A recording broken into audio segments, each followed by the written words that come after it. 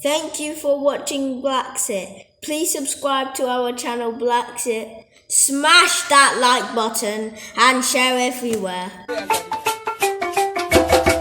Greetings to High Table and everyone here present. I bring you salutations from the University of the Gambia Pan-African Students Association. We as young people, we have questions.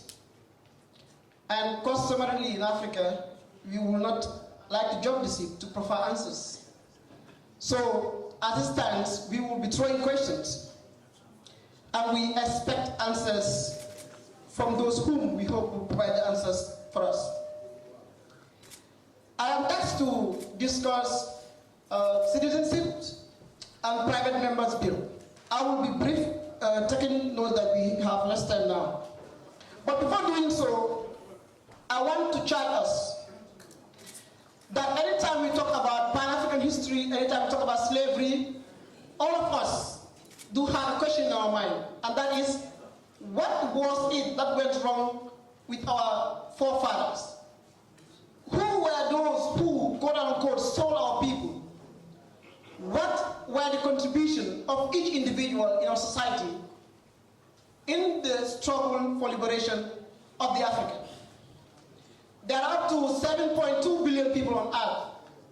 When you die as a Gambian, how will you be remembered? In connection to Pan-African history, especially in connection to the return of our brothers and sisters here to the present.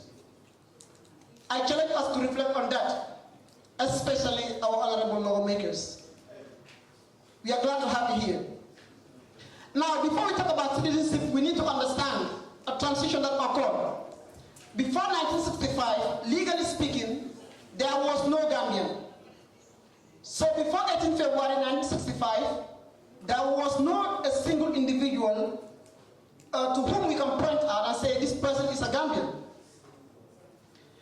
It is when the British, the House of Commons, on the 29th of January 1965, passed the independent order, Order 135, which provides for citizenship or membership to a country called the Gambia. And it was then that we have the Gambia, and then we have Gambians. But there is a much broader historical perspective to that we as a people, we were an oppressed people. And it doesn't matter at the time whether you are a Jola, a Fula, Mandinka, or a Manjak, you see yourself as an oppressed person, as an African. We were living in our kingdoms, in our clans, and so forth. But because the white man was oppressing us, we saw the need to come together and fight for us to have our liberation. And then that liberation gives birth to this nation called the Gambia. I need not go back to what Mr. Jabati already narrated about the Transatlantic slave trade. But we need to factor this, that our brothers and sisters who are coming from the oppressor's land, they're coming back to the Gambia. If we were to say we are not going to welcome them, where are we going to be in the place of history? And where will they indeed belong? And therefore, I think all of us, all Gambians, will support the idea of having our brothers and sisters welcome back home. After 1965, we have the 1970 Constitution, and we again have the 1997 Constitution. Now, I am going to focus on the 1997 Constitution because that is the Constitution that is in operation right now. And we are also going to look at the Gambian National Citizenship Act, because this conversation here, in our own view, is broader than we think it is. Because if we were to have or to provide legal instrument for citizenship for our brothers and sisters, we need to go back to the people for a referendum. Because Section 226 of the Constitution entrenches Section 8 of the Constitution, which has to deal with citizenship. So it's a broader affair, and we need to be cautious with our movement to make sure that there's no backlash from the people. The President of the Republic of the Gambia has the power to confer citizenship to any person that he so wishes. And that is what Brother Bill has done. And that is not something too difficult for our political leaders to do. It is not too difficult for the president to look at all these brothers and sisters here and say, take this citizenship because you are deserving of it. Taking cognizance of our historical past. Now, even if we read section 10 of the Constitution, that talk about citizenship by descent, there is a provision there that I so much like, because it said, when it comes to determination of who can benefit from citizenship by descent, we need to take cognizance of provisions of any earlier laws. Let's say 1967, or 1965 rather, 1970, even the 1970 Constitution, we need to take cognizance of it when we are to grant citizenship to any person based on citizenship by descent. So there are legal instruments currently in operation through which our sisters and brothers who are come from the diaspora can be granted citizenship in the Gambia. But another suggestion is that we can have a private members bill. Now, there are only 3 ways of introducing a bill in the National Assembly.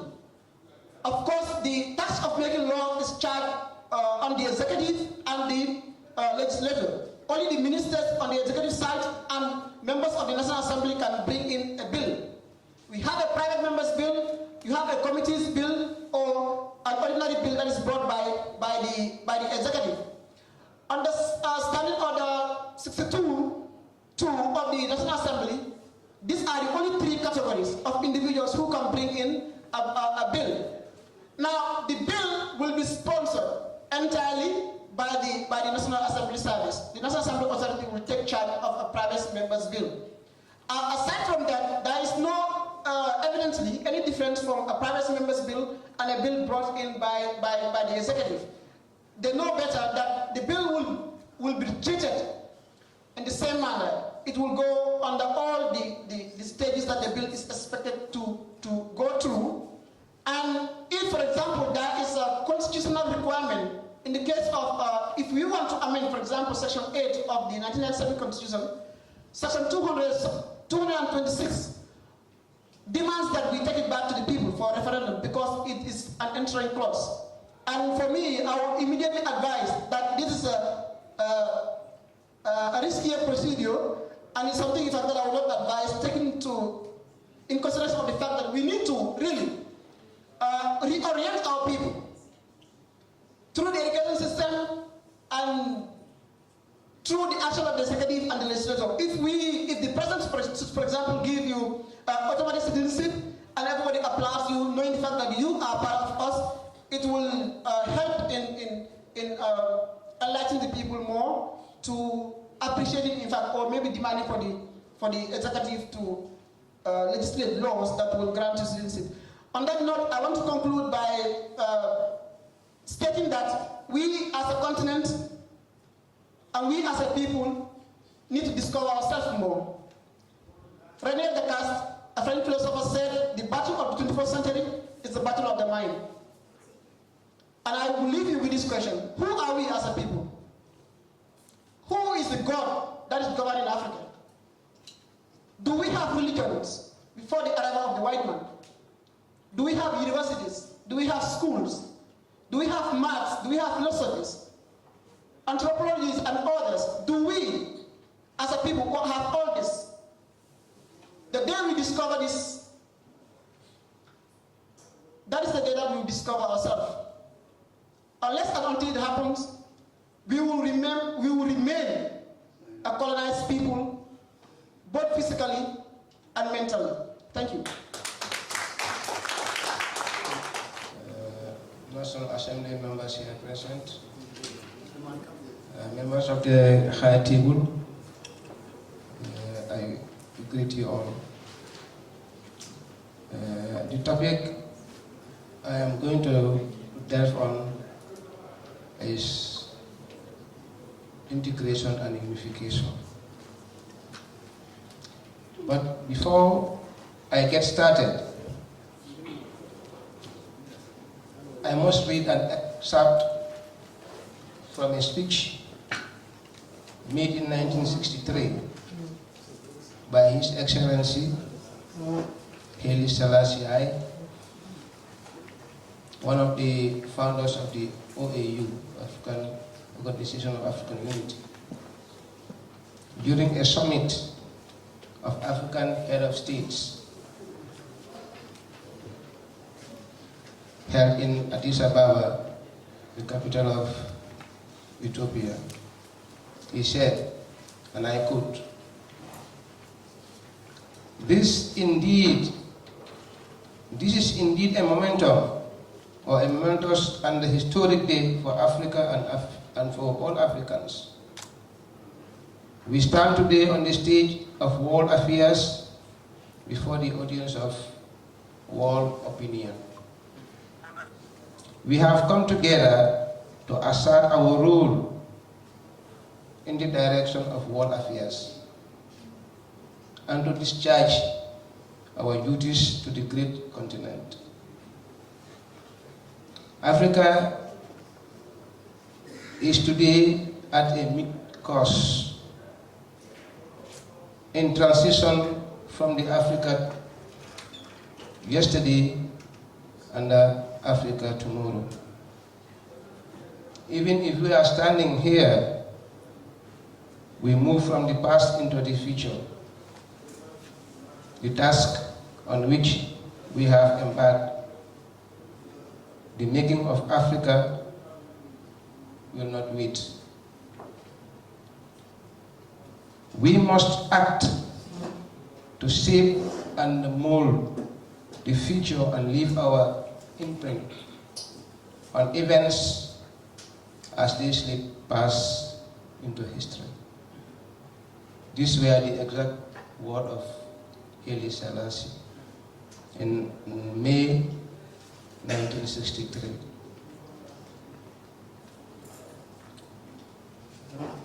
Now to the topic, integration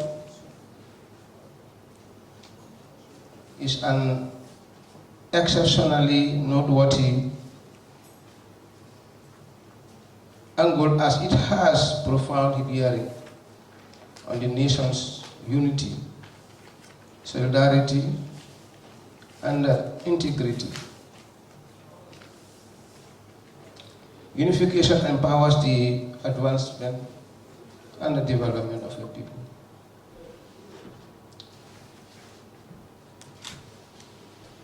It also involves the acknowledgement of collective identity and the people of a nation. It means that even if we are different in religion,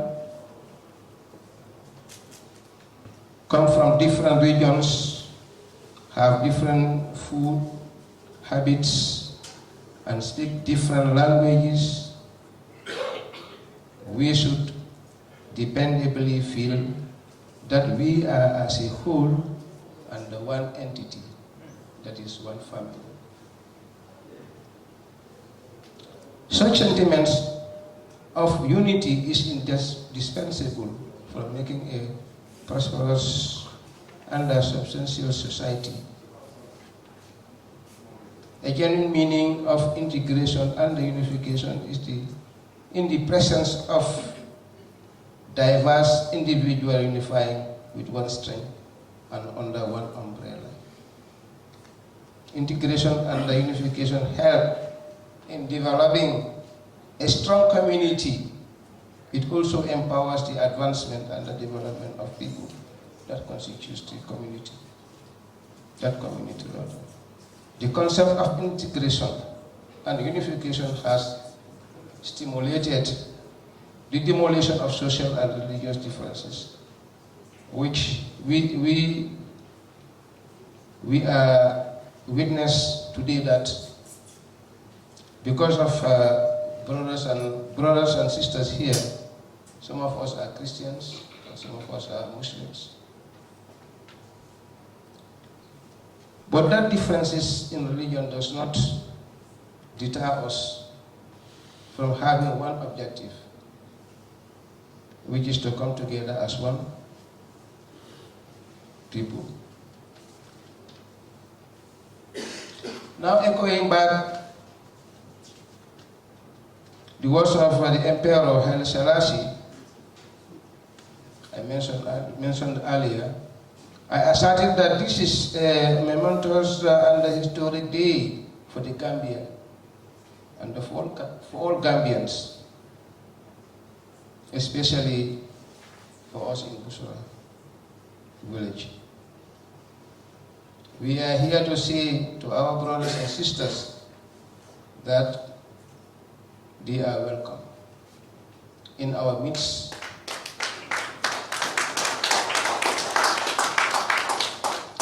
And we shall make everything possible to make their landing smooth and soft one.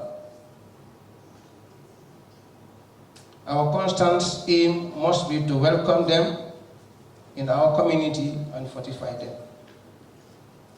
On that note, I am calling on the government of the Gambia, the Gambian populace, and indeed honorary citizens of Busura village in particular, to make this transition possible, because they must be friends and sponsors on whose shoulders people, these brothers and sisters of ours must lean. The Gambian people must be the ones to champion the right of these brothers and sisters to live in their new home, new found homes. Therefore, I say to you, let the spirit of integration and unification arise. In conclusion, I must make allusion to an acclaimed reference by Emmanuel Clever on the national integration, which says that there is more power on solidarity than division. Owing to that, we should dependably stay joined independently of all our social, semantic, and religious differences. I thank you very much for your attention. One nation, one Africa. Thank you, BlaXit family. Please keep watching and remember, follow your dreams. Purchase your tracks today.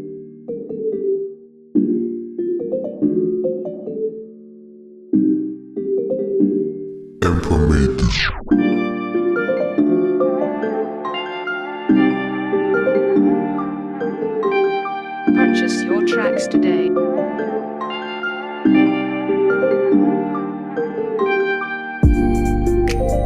Purchase your tracks today.